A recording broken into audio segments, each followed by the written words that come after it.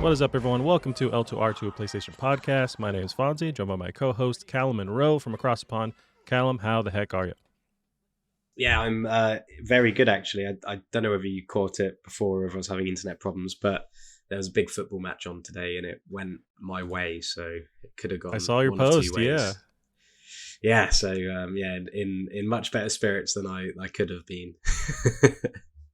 So it's the, I can't tell what the name of the team is. Looks like the Celtic Football Club. They won the Premier Celtic, Sports yeah. Cup. Celtic, gotcha. Glasgow Celtic, yeah, Scottish football team. Very nerve-wracking game of football, but it kind of makes it even sweeter when you get the win at the end. So yeah, it was a good afternoon. Ate lots of always use it as an excuse to eat lots of bad food, and normally Right. order something in. It's just a nice way to have an excuse for that. Right. Yeah, that's awesome. Now it's the Premier Sports Cup. So is there like a bunch of these different, cups, and does this lead on to like a bigger one, or how does that work? Yeah, so I think in like most European countries, I can't speak for like outside of European football, but you have like three trophies domestically. So like within your nation, you have like a league cup, a normal cup, and then the league, which is the main like big table, which goes on throughout the year. And this is like the kind of lesser of the three. And it's quite early in the season, in December, so the finals always quite early on in the year. But yeah, it's the first sort of trophy of the year, and I'm very. I wish I wasn't, but yeah, I get very into my football, so it does have an effect on on my mood if things Right. don't go well. So it's always nice to have a positive outcome. Nice. Did you go to the pub and, watch this? You watch this at home? How does that work?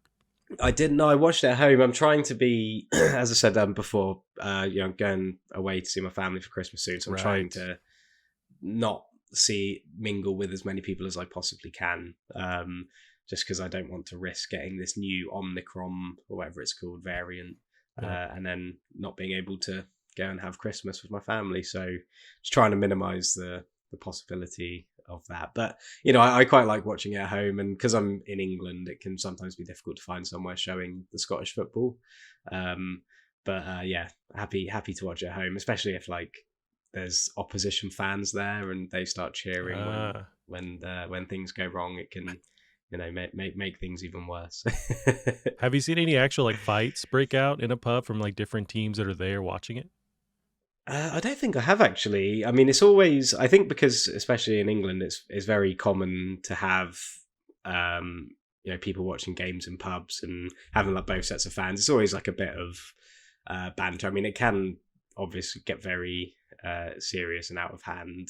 But yeah, no, I don't think I have ever seen it. It's always been pretty nice. But I think being someone who lives in England, but sports wise, is always a supporter of Scotland, who is like the old rival of England. It's always quite fun. Me sort of and my dad as well. If we ever go and watch like Scotland England in football or rugby or any other sport, we'll tend to be the only people cheering if Yeah. Scotland ever get a unlikely upper hand.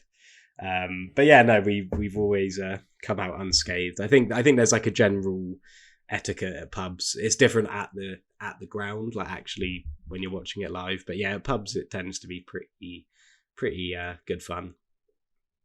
Gotcha. I was hoping some cool stories where you break a bottle over someone's head and have to run away, Fortunately, but not though. nice. That's good. That's good. Well, Callum, Yeah. enough football talk. I just watched the new Spider-Man, Callum. Ooh. Okay. I can't really. Well, it's all like Interesting. spoilery stuff, so I wouldn't say anything about it. But I loved it. It was dope. Do you have any interest in that new Spider-Man? Yeah, I do. I think I have a.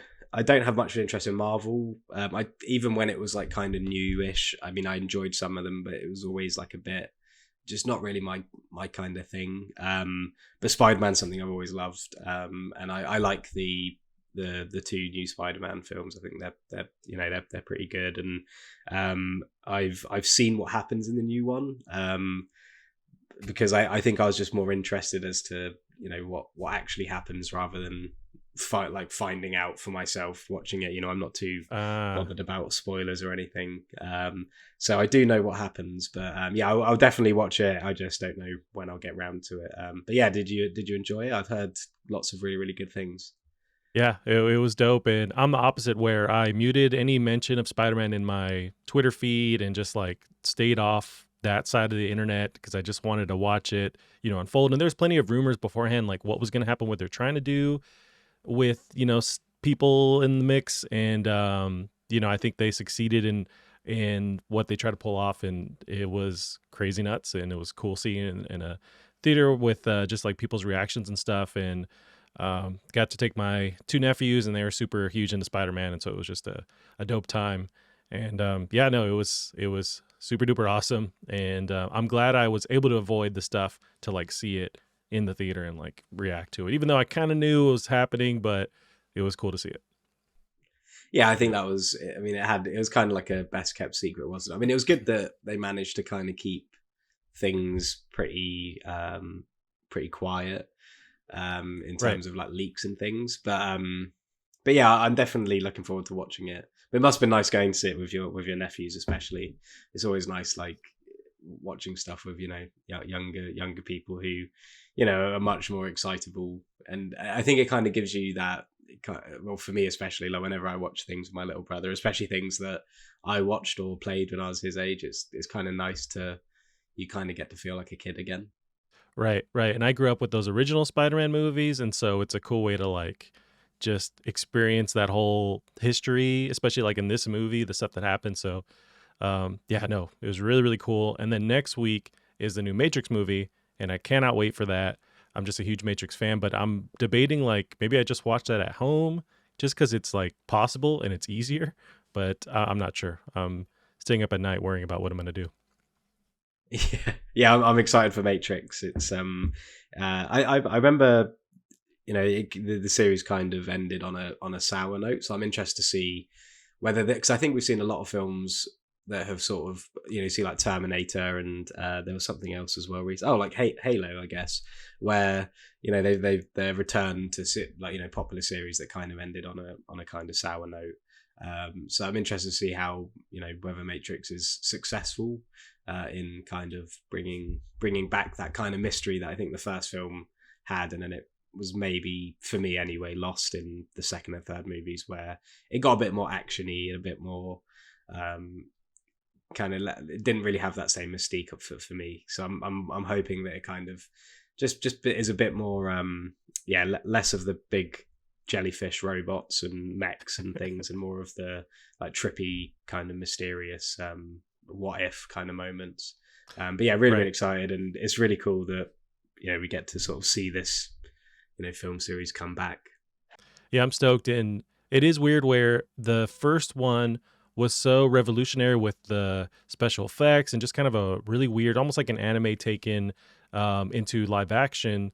And it's kind of hard to replicate that. Like there was a second and third movie, and they go more into the lore, and like it's debatable whether they succeed or not. But you also can't, you just can't replicate that first movie. So they're always in this hard area where it's like it's hard to be more successful in that first movie because it was new and it was something different. So, and we don't get a lot of movies that really push that often. At least nothing comes to mind where it's like, oh shit, this is the new kind of push in cinema that's revolutionary, at least with like action and effects and stuff. It's all kind of CG's dope across the board, so it just kind of all looks cool, but it's just something special about that one that really just push what was possible in movies. And yeah, it's always has a special place in my brain. Yeah, definitely. I think you're right as well. The first movie is so difficult to follow, and that's probably why the second and third were maybe a bit more divisive, because it's similar to what I think I said last week about the New Horizon game, where I'm not that excited for the second game because the thing that made the first one so good was like the mystery around the story and the world, and as soon as that's gone, and you find that out at the end, same in the Matrix, and you find out exactly what the agents are and what the Matrix is and everything, it kind of does lose that kind of intrigue that it had. So yeah, I'm really really interested just to see how they kind of tackle it, and how they're gonna because they probably won't be able to give that same feeling the first film gave us. So that's what makes it more interesting, is to see how they do approach it. Yeah, I'm excited. I'm also keeping my expectations super duper low. So if it's terrible, I'm Yeah, like, okay, then hey, we yeah, had fun. But I'm just not expecting to be like, my eyes bleed out and I'm just at some kind of new moment that I've new dimension that I've witnessed. It's like I'm just expecting to have a good time, and we'll see how it yeah, goes. But did you yeah. play anything this week? Play any video games? I did actually. I finished Halo, which I'm Oh, sure me too. we'll chat about. And the other two games I've played, which I think I mean, I know one of them's definitely on PlayStation, but let me just quickly check. Is I played a little bit of Aliens Fireteam Elite. I want to try that. What'd you think of Um, that? yeah, it's the gameplay and everything is very like basic, and it doesn't really do anything terribly special, but it has a very it's quite refreshing because it has a lot to unlock, and there's a lot of progression, a lot of reason to replay missions, and level up your class. You've got lots of different classes, lots of different weapons, lots of different attachments, all that have like their own levels, and lots of cosmetics that you only unlock from playing the game. There's no microtransactions, and if there are, then they're not invasive enough for you to realize. So it's very Moorish. You can't help but want to keep playing it because you're just constantly seeing progression, seeing yourself being rewarded with stuff, and it's hard as well. I'm currently, I think, maybe on like it has similar to missions like Left 4 Dead, where you have like a certain amount of campaigns, and then those campaigns are split into, I don't know, maybe 5 or 6 kind of stretches. And yeah, I'm very stuck on what is like a part that's like much harder than the rest of the game I've played so far. So, but yeah, really enjoying it. It's nothing special at all. It's just follows the right kind of formula. I think that we maybe don't see as much anymore because everything's about microtransactions and maybe not focusing too much on giving you like a solid, rewarding progression system. So that's kind of keeping me interested. Gotcha. Yeah, I'm just a huge fan of this universe too with the Aliens series, and it works very well for like adapting this into a game where you're just shooting these aliens. And I'm also a fan of there's that survival horror version of Alien where it's man, I'm forgetting the name, but you're just locked in this one space station with one Yeah, alien basically, and I love that take on it too. But this one just seems yeah. very action heavy, and I'm more a fan of like what the story reveals, but I don't know if the story is really a focus in this. If it's more just kind of rinse, repeat, go to the next realm or area and shoot all these Yeah. aliens. But did you get any of those vibes? Any story stuff? Yeah, I mean, it definitely has a story. It definitely tries to tell you it, and you can tell that they've got a lot of like you find a lot of intel that gives you some insight into where you are. That it tries to tell you about.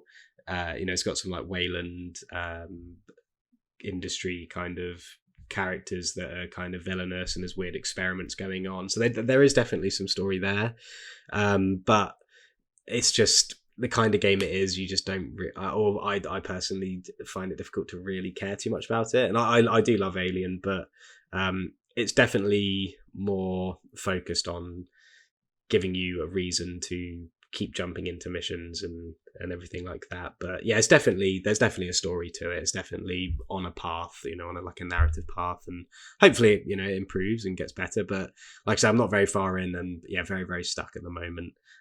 So hopefully I'll get past that, and then I'll be able to tell you whether the story's get ramps up at all.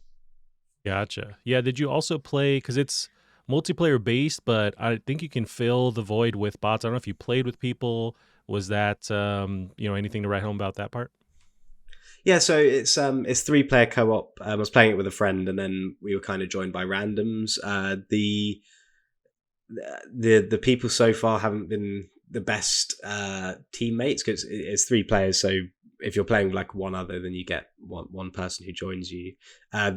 So I'm hoping like as it gets is out for longer that people understand how to get through these missions, because I imagine as well that there seems to be a lot to level up and unlock. So I imagine you end up repeating a lot of these missions, maybe trying to do them in higher difficulties or trying to find the sort of hidden things in each of the levels.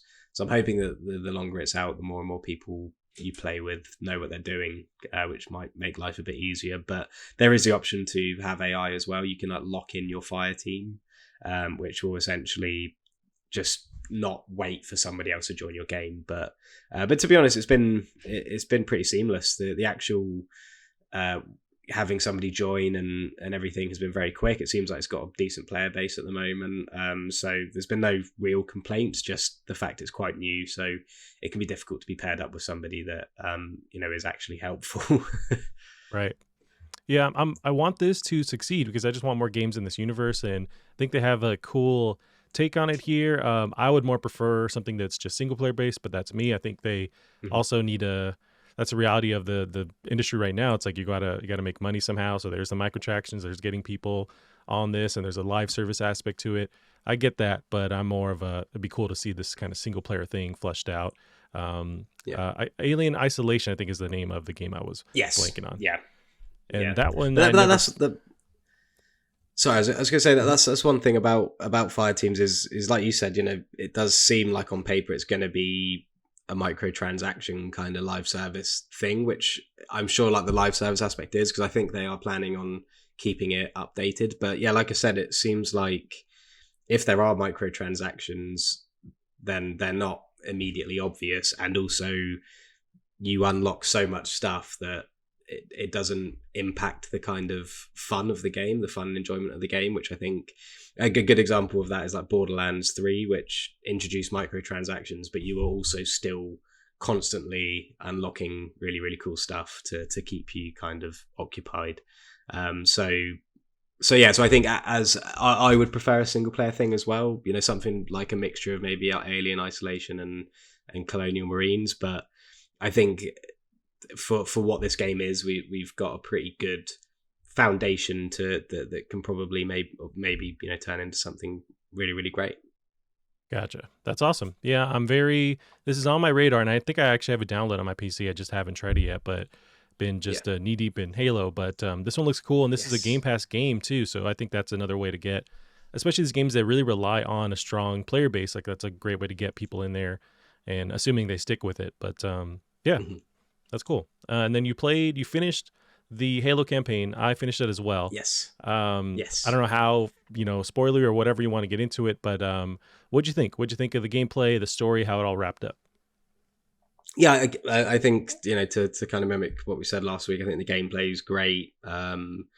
Plays super, super fun. It's one of those games you can just sit and play and, run around the map and do all the sort of little objectives and just have a blast. But I think the stories maybe I liked the the very, very end, and I'll try not to go into too much, but it kind of feels like the beginning in a weird way. It's kind of like they had to have this story to just basically pave like a completely fresh foundation to then build onto and go from there, because obviously there was a lot of things that had to be tied up and loose ends to be sorted from the previous games that I feel like this game had to address and focus on. But I did feel that because of that, the story was quite middling, and especially the end section, whilst again the whole thing's fun to play, I think the end in particular is it just throws a huge amount at you very, very fast. Feels very like rushed in a way, just trying to like get you through all the villains it introduces. It just gets you through them in a very, very short amount of time. And I wasn't too keen on the whole Harbinger endless kind of thing either. I feel like we just weren't given enough of like information on that for it to be very exciting or like an epic kind of finale. So hopefully, like I said, the ending definitely gave me a nice feeling of, right, I'm excited for what's next now. But what actually came in Halo Infinite in terms of story and what happened, I think could have maybe been a bit better. But yeah, the game. But the thing is, the gameplay is so good that it really doesn't bother me that the story was kind of middling for me. Yeah, I'm very, very close to where you are feeling on the kind of how they wrapped it up at the end. But otherwise, loving the gameplay. I did think with the way they kind of the last 2 hours or so, 3 hours, it does seem like they're just throwing everything at you, and almost like it's padding to maybe they had to either cut content or what have you, and they said here's some like almost like horde mode missions where they're just like throwing tons of people at you in these different areas where it seemed like while that was still challenging and fun, I felt like maybe that was thrown in there because they had to do something and there wasn't that I was expecting to that traditional like you always have to jump off of something that's going to explode in your Humvee or your Warthog. Like at the end of every Halo, there's always that escape scene. I was expecting that sequence that didn't happen, but Mhm. yeah, a little bit of weirdness, and then just trying to explain all the different who you should be worried about next. It was I don't know if I understood enough, and I've played most of the Halo games, and I still was like scratching my head trying to understand stuff, but Yeah. otherwise, I think it was just a great, revitalization to this franchise. Mhm. I Yeah. still enjoyed the story, like especially the character stuff with Master Chief. He didn't feel as much like a robot this time. I think he played off the two characters very well. But what do you think about those new characters like the weapon and then the pilot that he interacts with? Yeah, I think again, whilst I was playing it, I wasn't too not like I was disappointed in it, but it just didn't like do anything special for me. I think again, it was the very end. I think that was done quite well. When it kind of shows you who this is now the main cast of Halo. These characters, they're who's gonna go. This is who we're gonna go forwards with, and so I think no matter how I felt during the game, I think it's kind of the opposite to like The Last of Us 2, where the game is fantastic up until the ending, which kind of sours the whole or soured Mm, the whole thing for me. So I think because the end's like the last thing you see, it's very important that it gives you a good impression. And that end cutscene, rather than made me, come away from the game thinking, well, that was kind of meh, like the story. I was instead like, I'm really excited to see what happens with these characters, where they go next, and what happens now. I just feel like it maybe had to have this kind of wishy-washy to and fro story to just close off what had come before, which it isn't easy as well. If you right. think how big Halo is as a series, how much people love it, and how massively it nosedived, it was never going to be pulled off perfectly. So I think there's a lot of context to think of there. But yeah, I think the characters were fine. There was nothing really wrong with them.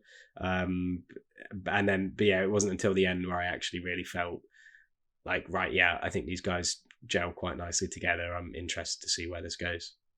Yeah. Excuse me. Yeah, same. Just what a fantastic time I had with this game. I think I sunk a good 20-ish hours, maybe more than that, because I could kind of sense I was getting towards the end and I wanted to still experience the open world aspect. So I was kind of checking off different things around the world I needed to collect and unlock and had a blast. I'm also very curious with how they proceed with the next, mainline storyline, because with Halo Infinite, 343 has said that, this is it. This is Halo for this generation. So there's not going to be a Halo Infinite 2. They're going to start to add stuff to this to the same this game that you download. And Halo Infinite stays on your console, and then you get these updates, I guess, with storyline. It's going to be very weird with how they add these new components, whether it's something you buy down the line, it's the continuation of the story.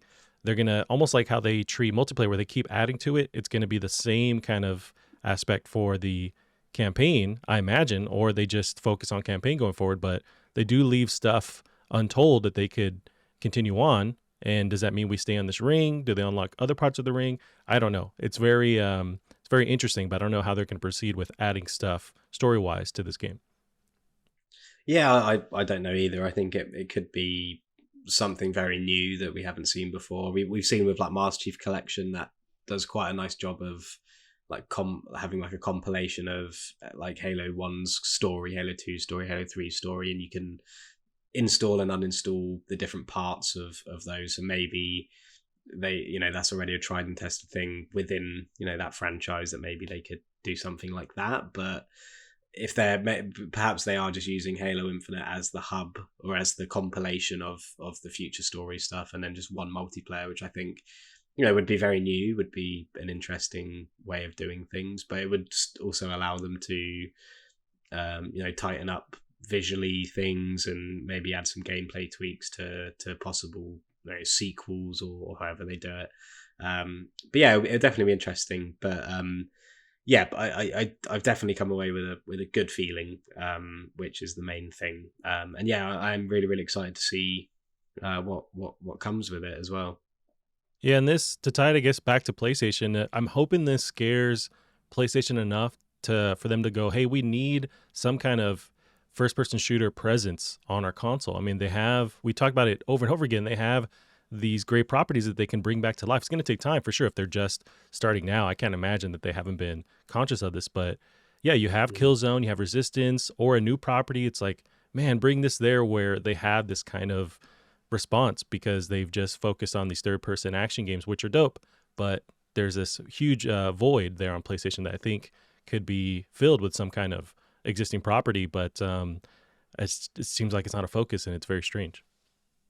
Yeah, I think more than ever, I think Resistance is just the really obvious choice for me, um, because it's it's an established franchise. People already love it, and I think if they were to try and go down this same route of gameplay first, I think that's something Resistance has always been. It's always been very gameplay orientated. Like the third game, which although it has a very somber and serious tone, the gameplay is very separate in that it's fun first. You have like a weapon wheel and you have all these different really really like intricately balanced enemies and weapons and the different weapons that do well in certain situations, etc. I think that Resistance would just I think it's just a ripe time for that franchise to come back, and like you said, hopefully seeing the success of Halo, maybe they didn't think it could be done. They didn't think Resistance would come back and be able to bring everyone back on side with it. Not that Resistance 3 ended in a bad way, but still going back to a well-loved series must be scary. So hopefully this gives them the push they need, or maybe they have been working on something and they're just being quiet about it. I mean, we know how much Insomniac like to tweet about Resistance and Yeah. things, which might be nothing, but it's all we've got at the moment. Yeah, it's tough where Insomniac now has so much on their plate with the next Spider-Man entry. They have that Wolverine game. So it's like, do they have enough time to also split further and work on this reboot or the next entry of Resistance? It's tough. And then does that mean maybe they give that property to somebody else internally with PlayStation? But then is it the same if it doesn't have that uniqueness that Insomniac brings to it with the way they handle weapons and whatnot? It's weird. And then you have Killzone with Guerrilla Games. They're doing Horizon. It seems like it's all hands on deck there. But maybe after that kind of slows down the development with Forbidden West, maybe they have the time if they haven't already split off to bring back Killzone. It's interesting, but it's like a lot of these big studios have stuff already in the mix, and it seems like they're already super busy. So, but then if you give it to somebody else, it's not going to be the same. So I don't know what you do. Yeah, I think. I mean, for me, it would probably have to be go to somebody else, just because those studios have moved on now. But the thing is that they're probably completely different studios now as well. Both of them, both Insomniac and Guerrilla probably have very different teams and different ideals and different objectives now. So I think it would probably maybe even do it better to give it to somebody else who can really reassess the sort of goal with it with a new project like this. But yeah, I just hope that. I mean, more Resistance more than Killzone, just because I think Killzone is good, but I just don't think it has enough in like today's climate to really pop or excite as much as Resistance could do. I think Resistance is just a far more interesting kind of and potentially exciting kind of world, especially when compared to something like Halo. It's just a lot more sci-fi than Killzone is. Killzone is of course sci-fi, but it's a lot more grounded and serious, and doesn't have as many big colorful set pieces that Resistance could have. So yeah, I mean, hopefully we'll see something. I just want to see more games. Right. Yeah, it's interesting. And I wonder if they are worrying or, looking at the success of that and thinking maybe we need to have a presence there or not. And then they just kind of make these deals with third party. Like they have a good deal with Destiny 2. They always promote stuff there. You have Call of Duty that they have their promotion connection with that. So it's like maybe they just focus on these other third parties. You saw Deathloop that came there. So But then as these studios get acquired, it's like you don't have that. You can't count on them always being there as you would like an internal studio. So I don't know. But as an FPS fan, I just want to see more presence there on PlayStation. And then it Mhm. just helps that competitiveness with Xbox. But right now, they really own that space as they kind of have for a while now. Yeah, yeah, it's definitely interesting to watch, and not just from a perspective of people wondering why there is no Resistance or Killzone when both those franchises are ripe for new games, but also yeah, just that first person shooter space is just pretty empty, especially when you have so many exclusive games on PlayStation that to bolster that library, yet none of them are in that genre. So I'm sure whether it's Resistance, Killzone, or a completely new IP, I'm sure we'll see something, at least attempt to fill that void at some point. Yep, I'm hopeful as well. Well, Cam, we can switch over to some of the news here. We got some stuff from PS5, PS4 news. We got Gran Turismo 7 will include 420 car models and 90 tracks. And I have some gameplay footage that I have in the doc as well if you want to check it out. But they've revealed some gameplay footage as well as I switch to my B roll at the same time. So this article is from Eurogamer. A pamphlet given away at a Japanese retail store has revealed more details about the upcoming racer Gran Turismo 7, including news it will include 420 different car models and over 90 racing tracks with realistic weather and scenery. Oh boy. As spotted by GT Planet, the free booklet distributed at Yodobashi Camera reminds us that the long-awaited GT mode is back, in which you can enjoy the car life and buying, selling, and tuning cars and racing. A little bit more news on Gran Turismo 7 from PlayStationLifestyle.net. In a behind-the-scenes video, Gran Turismo 7 series creator Kazunori Yamauchi detailed how Gran Turismo 7 will use the DualSense adaptive triggers when using the car brake. In order to recreate realistic braking physics, the game will apply resistance to triggers as a player uses them to brake. Additionally, Yamauchi states that GT7's Scapes photo mode will support ray tracing. Some updates on GT7. I'm starting to get a bit more excited as we get closer to this game, but I'm also weary because I'm not a big fan of like the super realistic driving sim. But how do you feel about some news on the DualSense and then the ray tracing in that photo mode with GT7? Yeah, I think the DualSense stuff's going to be huge. It's going to be a really really like just a completely new kind of dynamic to the game. Just like a completely new dimension to racing games in general. And yeah, I'm really excited for it. I mean, I do like Gran Turismo. I don't think it's been as fun as of late, but I think the 420 cars sounds like they're going for less cars, which maybe will be better because I know that especially Gran Turismo 5 had something like over 1,000 cars, and Oh, it basically got to the point where a lot of them didn't have much detail on them, and you couldn't even have like a cockpit view just because there were so many.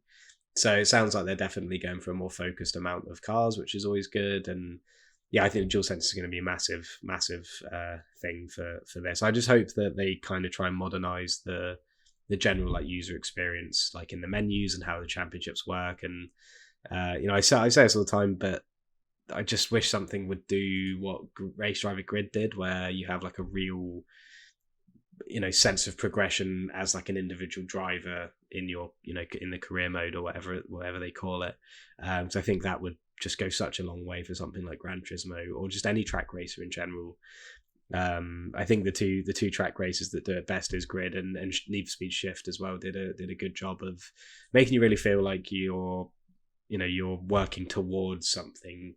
Every race you win is a step closer to the higher performance stuff, and it just has a really really nice way of kind of displaying that to the player. And I just I'd like to see that in Gran Turismo as my main thing. But yeah, I think the DualSense is going to go a long long way. yeah, that's what's exciting for me as well. Just getting my hands on those features with the realistic feedback, and you have the triggers adapting to braking and whatnot. Like that's a really cool, unique thing that I think was missing. That kind of presence was missing on Forza Horizon 5, where they just don't have that tech, and so you don't have that feedback. And it just could be another cool aspect of immersion, and this will have it. I think the trade-off is it's not going to have that same, obviously, the same open world, maybe arcadiness, and that's where I think I have that disconnect where I don't know if I'm gonna have fun with this, but It looks very pretty. I also want to see this in action. I want to see Digital Foundry do their super nerdy breakdown of everything on it. And I can't wait to see what people think of it too, and all the different conversations that we'll see unfold, whether how this compares to Forza, even though they're not the same thing really. But yeah, I'm excited to see what people think of this. But this is coming soon, 2022, March 4th. It's coming to PS4 and PS5. So it is coming Yeah, it down the is soon. line. Actually, it's Right. sneaking up, isn't it? Yeah, really early 2022. So you have February is when Horizon Forbidden West launches. Then you have March with GT7. And then at some point, God of War is in the mix. I think they just have the 2022 date applied to it. But so Yeah. it's starting to stack up now for PS5 coming into the next year. Yeah, I didn't even realize Horizon was February. To be honest, I think just as soon as I think of a 2022 game, I just don't even like put into perspective where that is Right. like from now. So yeah, now it's definitely starting to come to fruition when these games are coming. I'll definitely need to do some sort of recap for Horizon because I mean I played that when it first came out and haven't played it since, so I just remember absolutely nothing. Well, there's robot But yeah, dinosaurs, and that's about all you need to know. yeah. Alrighty, Colin, we got the next one here. We got some cool stuff for the PS5. Sony is finally releasing official PS5 covers. So coming 2022 for right now we just have the US pricing, $55. That can maybe be what, $45 or $60 around in the UK. But they're releasing in 2022. And they also announced 3 new colored DualSense controllers coming out in January 2022. But how do you feel about them finally releasing their official branded covers? There was that drama with D-Brand and other third-party stuff where they were shutting them down legally, and now they have their own covers. And what do you think about that price? Yeah, I think the price is. I think it was always going to be slightly more than you might expect, just because it's going to be like official from Sony or whatever. But yeah, I think it's going to be interesting. To my knowledge, I can't think of any console that allows you to swap out its look so easily. So it kind of means that eventually the PS5 probably isn't going to have like a default look to it, which is going to be interesting. But they're they're very out there colors, aren't they? They're very very very strange choices, but yeah, it's cool. I'm sure a lot of people will be pleased for this. I don't know whether I'm too bothered to swap out, but yeah, I'm sure lots and lots of people will be happy about this.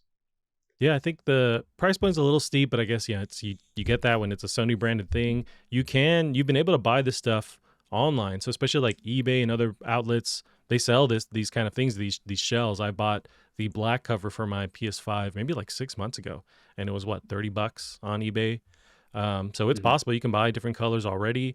I've bought a replacement shell for my DualSense that I did a couple months ago. That was like a see-through purple. So it's like that stuff already exists. You can do it, but this is branded from Sony, and yeah, they're very bright colors. So I think the colors aren't just they're not just bland. It's like you're making a choice to be super vibrant and do that, and it's cool. They look cool, and they're not hard to replace. Like the actual fins, those things that pop out, super easy. So good on you if you want to get something like that. But the controllers look. I'm such a weirdo where I do like really bright, just flamboyant stuff. So it's like if I can get the pink controller with the blue, I'm going for it. But they are steep too. Like they're still like $70-$80 for controllers. So I'm like, I'll just stick with my my one controller that works fine.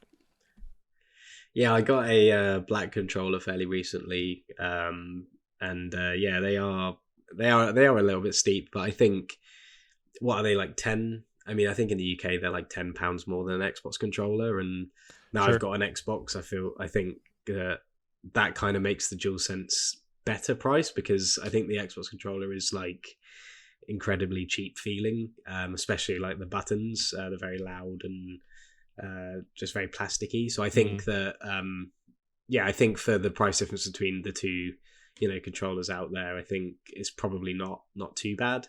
But yeah, I mean, for anybody spending that much money on something that is essentially not needed, if you already have a working one, or you don't need one because you don't play like 2-player games or anything, Right. then yeah, it's pretty expensive. And I do like to collect stuff and just waste money, so I'm definitely going to buy one of these, I think, at some point. Yeah, no, I know that feeling. Alrighty, Con, we got the next one here. We're talking about Forza. We got a little bit of news on that. Guerrilla shares PS4 screenshots of Horizon Forbidden West. It's from pushsquare.com. The Last of Us Part 2 is proof that the PS4 is still capable of putting out some fantastic looking titles, and it appears Horizon Forbidden West will be up there too. Developer Guerrilla Games has shared 4 screenshots of the PS4 version, and it looks great. So I sent you those same screenshots, and I do want to see some actual gameplay of Horizon Forbidden West on the PS4. But so far from the screenshots, it looks amazing. It does, yeah. It looks great, and I mean, yeah, it'll be much better to see it in motion and see how things kind of stand. When everything's moving, because you never know. It could be photo mode. It could be they're running a certain setting where it's like 5 FPS. Right. But yeah, it looks lovely. And yeah, if it looks even a little bit like this on PS4, I think people will be pleased. I think even if it looked like a reskin of the first game, I think that would be fine as well. I think the first game still looks great.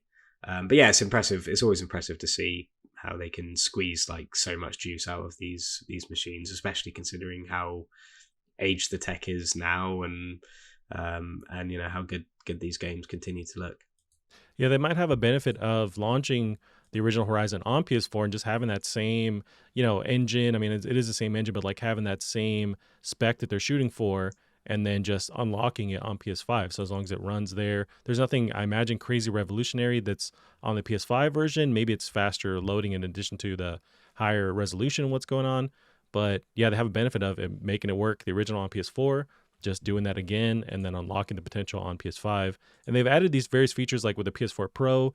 There was that fidelity mode. I don't know if they met 60 frames, but there was different modes there. So they've already played around with unlocking or upgrading that potential. So I imagine with PS5 it's not easy, but like they are well equipped to do that. So I imagine they're going to nail it on PS4.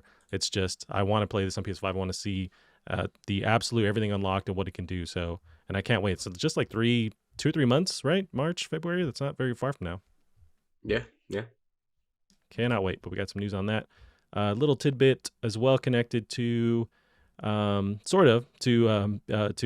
a Horizon Forbidden West, or just PC ports for PlayStation. But we got Nix's software is already helping with recent Horizon Zero Dawn PC patches.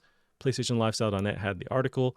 Just months after being acquired by Sony, Nix's software is already helping deliver patches for the PC version of Horizon Zero Dawn.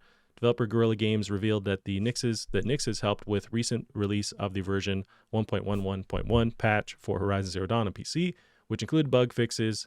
Looks like Sony's investment is already paying off. So yeah, some news that they're already hard at work, actually working on the porting and just like bug fixes for these PC games. So that's cool to see. Yep, so let's move along. Here we got PS4 hack exploit allegedly opens hardware to homebrew. This is from pushsquare.com. A new PlayStation 4 hack has allegedly unlocked the console for homebrew and could potentially compromise the PS5 as well. A trio of coders released the hack, which works on PS4 firmware update version 9.0. It's important to note that as of the 1st of December, the latest firmware is version 9.03, so this leveraging a slightly older version of Sony system software.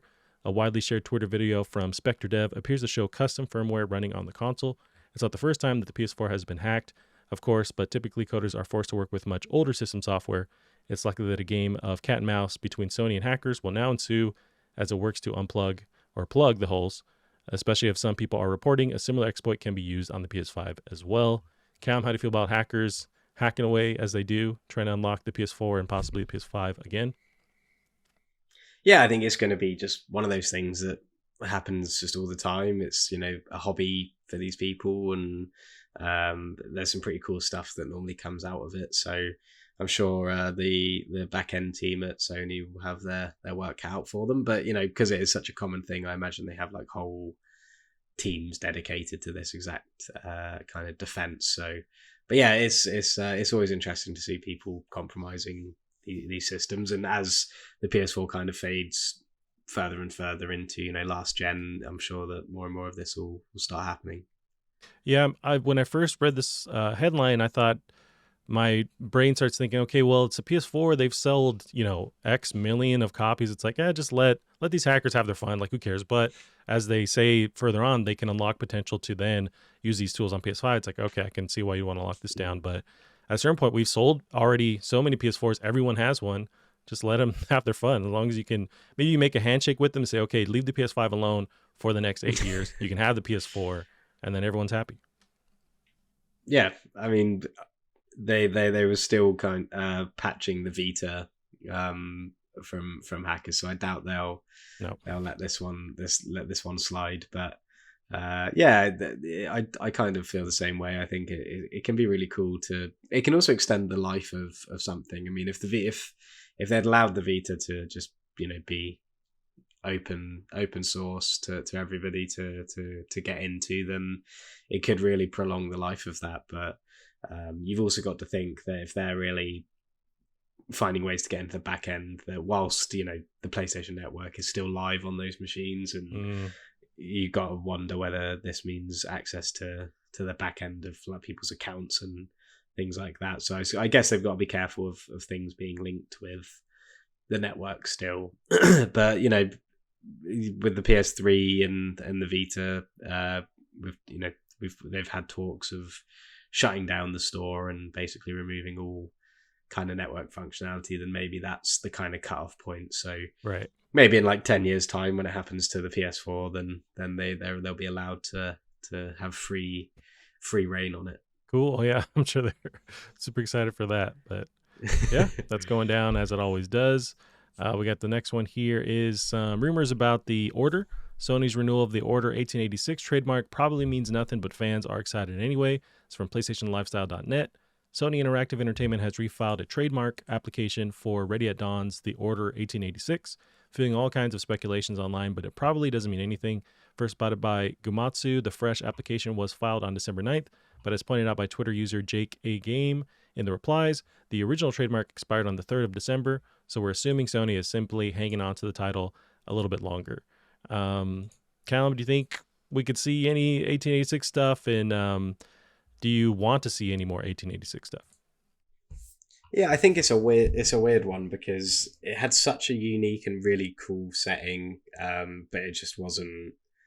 It was more like a tech demo, like the whole way through, more than anything. So I think it's definitely one of those games that would probably do really well with a sequel, because you'd imagine that they would have learned from the mistakes they made with the first game, and then they've still got this really, really cool setting that I think was executed quite well in that regard, the setting and the characters and everything. So I think it's a great opportunity for a sequel, but I think it'd be nice to see another game in this world, but who knows? It's probably nothing to think about. And also there's plenty of third person story action adventure games on PlayStation, so maybe it's not, maybe it just wouldn't do as well as maybe a game in a different genre or a completely different kind of a vibe would do. Yeah, it's most likely, as these companies do, they just reenact or refile these trademarks just to keep people from, once it lapses, going, okay, cool, I'm going to make the Order 1886 Part 2, and it's something completely different, and they don't no longer have a hold on that title, even if they have no interest in continuing it. But it is, you touch on the same thoughts, where it's like they had a really cool concept, and it was just debatable how they executed on it when it comes to gameplay, but it's still visually one of the best looking PS4 games. Like, I'm looking at some footage right now. It's nuts, and it's like Naughty Dog caliber for the PS4. It's just the gameplay didn't match that same visual style. So if they could have learned from those lessons and do a sequel, it could have been very, very cool. Now this is Ready at Dawn, so I think they were eventually acquired by Oculus, so they've made some VR games, and now they're if I remember correctly, they're there now. So it's not like they'd be taking it over, but what they created was really visually stunning. It's just wasn't fun, apparently. Yeah, I think that's the problem. It was technically great, but I think that maybe like enveloped the whole sort of vision for it, because they just didn't give enough attention to the game itself. I mean, it was constantly like interrupted by beautiful looking cutscenes, but it was just very stop start, very short, and just very generic in terms of the way the cover shooting played out. But everything else was just so cool, and I think everybody was sort of in agreement that it's just such a great setting, such a great idea for a setting, and We just don't get many alternate history things like this at all in the games sort of sector. So it's a shame because it was something new in terms of its setting, but yeah, I'd be surprised if we saw something else come from it, because the first game was rightfully received quite poorly, so it probably would be up against it straight away from the off. So it'd be a tough one. Although, really, as I think about it, it'd be crazy for Sony to be like, okay, yeah, we're going to make 1886 2. Meanwhile, they told Sony Bend to not work on Days Gone 2, which is that was a successful game and a great new property that they created. And they told them to just, take it easy, work on something else. So that'd be nuts for them to go, okay, cool, we're going to make this instead. Yeah. That'd be wild. But that should probably put it to bed when you think about it in that way. Yeah, but then maybe in like 5 or 6 years' time, we'll get a Days Gone too. So there you go. Yeah, as I'm watching footage, man, this game looks pretty nuts, and I never gave it a good enough shot. Like, I played maybe the first hour or so and just kind of cut off. But there's some kind of heavy action points to this game. I imagine the issue is it's not all like this. Yeah, I think from what I can remember, again, it's been a long time since I played it. I think it was just the most cookie cutter basic third person shooter action that you can think of. But it looked incredible, like visually stunning. The characters are really cool, well acted, and really, really cool setting. But yeah, it was just very generic, very almost what's the name of the studio, Quantic Dream-esque in the way that it's not really something that you're playing very often. It's just mostly cutscenes, mostly, if it's not a cutscene, it's just an area where you're moving the left analog stick whilst things are happening around you. And then when it did get into the action set pieces, whilst they looked great, it was when you're actually sitting there playing it, you're kind of just going through the motions. So hopefully if we do see something, I think that'd be really cool, because like I said, I think it's a very unique property, but I think it's probably unlikely that we will. Gotcha. Well, let's move on to another rumor we got. This is Lucid Games is working on an unannounced first-party flagship AAA IP for PS5, strengthening Twisted Metal rumors. This is from PlayStationLifestyle.net. Destruction All-Stars developer Lucid Games is working on an unannounced first-party flagship AAA IP for the PS5. The existence of the game was revealed through a developer's LinkedIn profile that was found by Twitter user Timur2022 or 222. The discovery is currently fueling rumors that the developer is working on a Twisted Metal revival. The unannounced first-party flagship AAA IP, too many letters in that, would fit in nicely with the rumors that have suggested the developer is reviving the Twisted Metal franchise. There hasn't been a game in the franchise since the release of Twisted Metal on PS3 in 2012. Callum, how do you feel about this, and do you want to see some more Twisted Metal?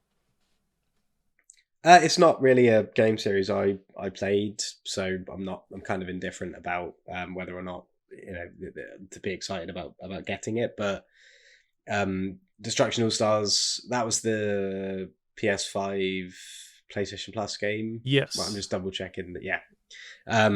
So yeah, I think it. I mean, I think on paper it makes sense that they would be making it, because I think that game came out very much felt like a kind of experiment. It was free on PlayStation Plus to everybody. Experimented with a lot of things like the haptic feedback and they had like very detailed characters and things like that. So I think it would make sense that they sort of put that out to see how people reacted to it, and to kind of maybe get some like foundations as well in behind the scenes. But from what I remember, I don't think Destruction All Stars was very well received at all. So it surprised me if I mean, I know that they obviously are working on a flagship AAA IP, but yeah, I kind of would be interested to know how, what the whole kind of objective was with Destruction All Stars, and because it obviously did what it set out to do if they're working on this game. But yeah, from what I remember, that game did not please very many people. I mean, I played it a little bit and it was cool. It looked great and it definitely had a cool kind of personality. But yeah, I personally wouldn't be like massively excited for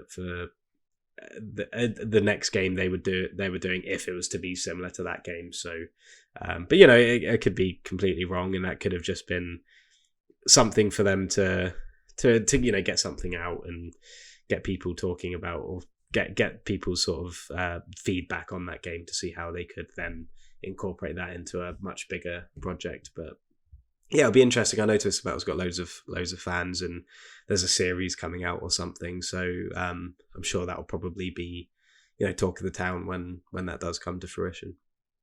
Yeah, there is that Twisted Metal. Is it a Netflix show or some other kind of property? They're working on Yeah, that I think too. so.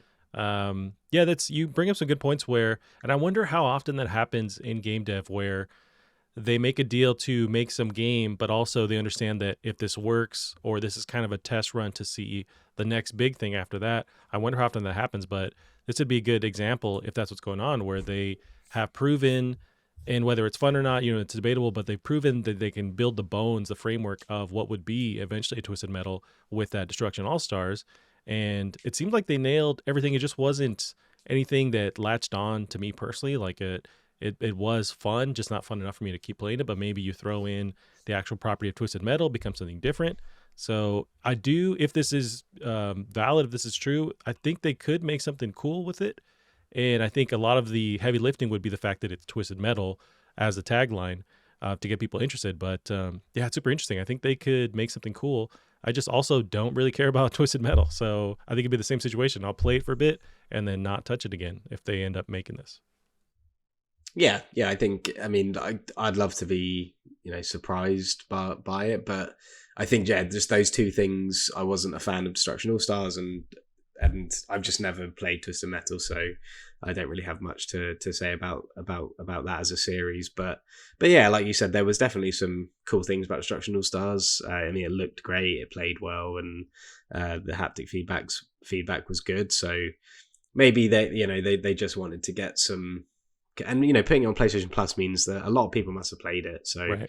it might have just been a way of them getting feedback to know what works, what doesn't, before they, you know, start pumping lots of resource into such a, you know, big project. So it'll be interesting to see. I mean, it's always interesting to see how a studio follows up something that was maybe received like kind of mixed reception. So yeah, it'll definitely, if the, you know, the rumors are true, then yeah, it'll be interesting to see what happens.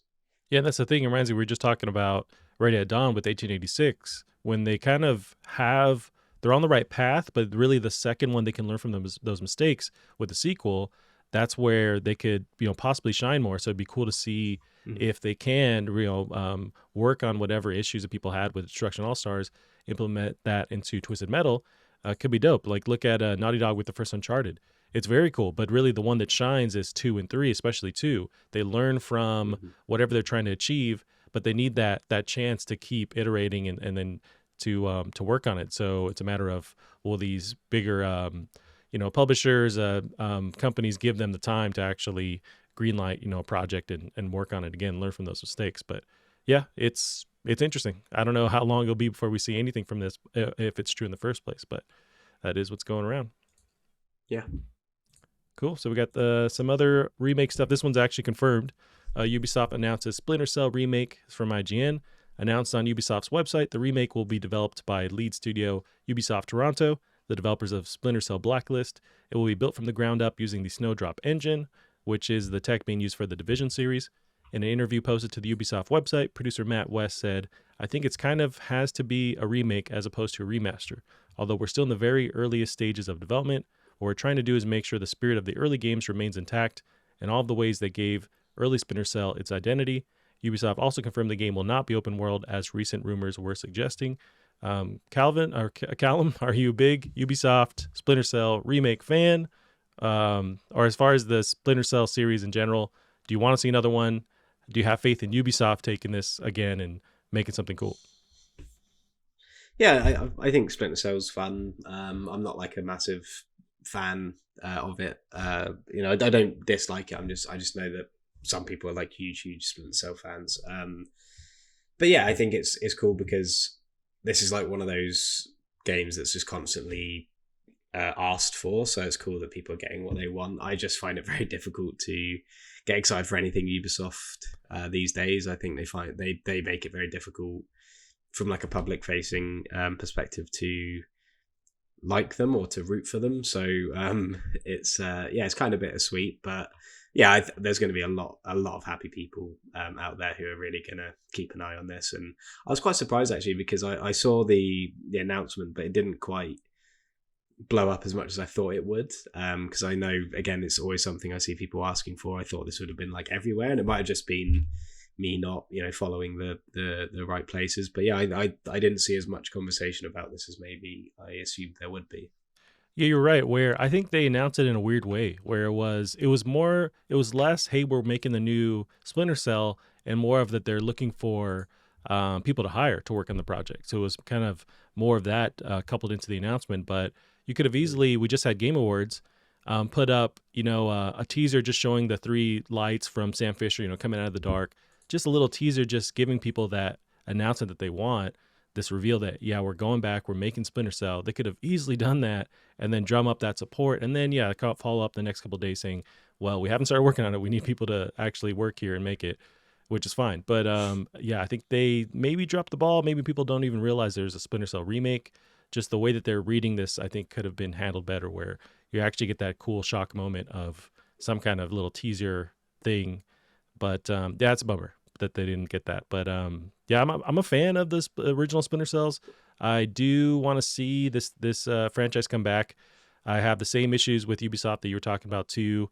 Whether this game is going to be what we want or just Sam Fisher fighting off NFTs or whatever, saying NFTs are great at the end of the day. I don't know, but it's weird because man, Ubisoft has fallen and been this just this meme that gets thrown around in the industry. So hoping they can make it work, but also don't have any. It's the same kind of expectations I have with Matrix, the next one. It's like I'm expecting a shit show, but maybe it's cool. Who knows? Yeah, maybe. Yeah, I mean, I was about to say we have no reason to think otherwise, but I think maybe we do. We do. But yeah, I think the main thing is that this is something people have been asking for a long time. I think it's just kind of bad timing with Ubisoft making poor decision after poor decision, in lots of different ways, that this kind of hampers the excitement. And maybe that's why we're not seeing as much excitement as maybe we've seen in the past few years before it was even announced. So, but yeah, it'll be interesting to see how it shapes up and whether, things like Michael Ironside returning will happen and yeah, how the game shapes up. Yep. I think we have a good 3 years before we see anything from this. So it's going to be a while.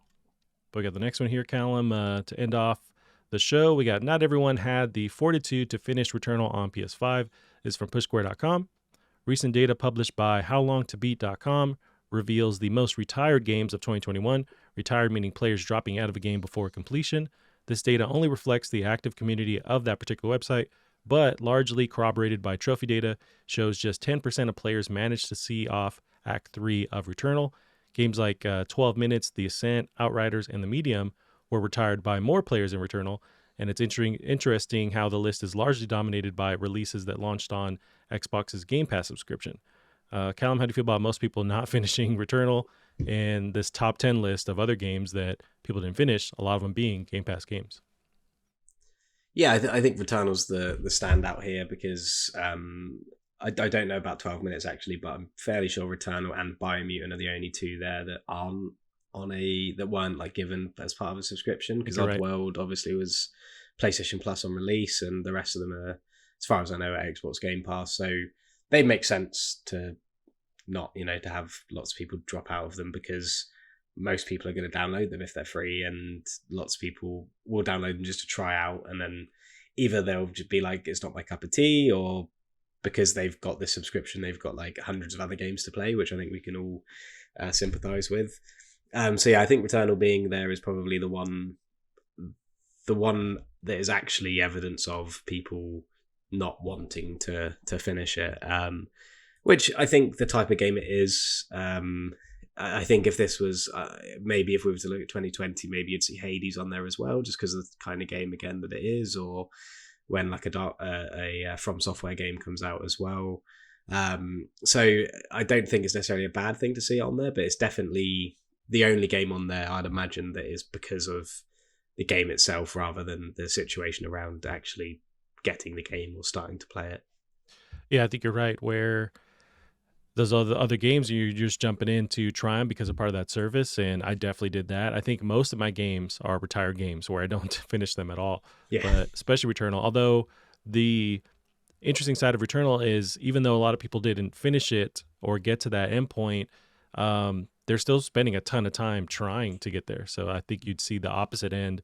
If you see the graph of just hours played with that game, it's got to be nuts because we definitely tried and had fun in the process. But yeah, it's just a tagline where people are throwing around where it's like nobody finished this game or 10% of people finish this game, and it's a yeah. tough one, but it's also built that way that you're supposed to keep replaying it. So it's a matter of, did people latch on and keep seeing, to see it through, or did they just give up? And I was in that boat for sure.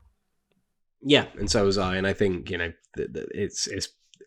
makes sense that it's going to show up in there, and I think it would be easy to see that as a bad thing. But then when you look at the general reception that Returnal received, the awards it's won, it's by no means a bad game.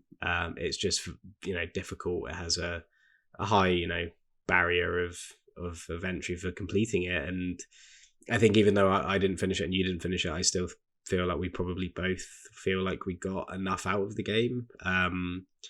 But yeah, it's definitely interesting, especially when it is the only game, including Biomutant, that weren't on a subscription service. So that is going to get more focus than the others. But I think it makes sense. I think if you look at it logically, it's probably not a bad thing. It's more just the kind of game it is. And like I said, it'd be interesting to see the other years where games of similar stature have come out, where games like Sekiro or Hades, or other games of that ilk, where people probably we've all done it, where we've thought, do you know what, I'm going to download this really hard game, I'm going to play it a lot and get really good at it, and then we get to a certain point where we're just like, nah. Yeah. So I think it makes sense, but yeah, I can see why it's being singled out. Yeah, it's like telling yourself you're going to go to the gym and eat better. It's like, okay, yeah, I'm going to start my life fresh. It's like, no, we don't. I'm just going to play Fortnite forever. Yeah. Same thing. But yeah, interesting. And I wonder how Elden Ring's going to shape next year, where I think that's also going to be a punishing game. I imagine it's going to attract that same audience that loves that, so it's going to have a higher completion rate, but still same boat where it's going to be punishingly hard.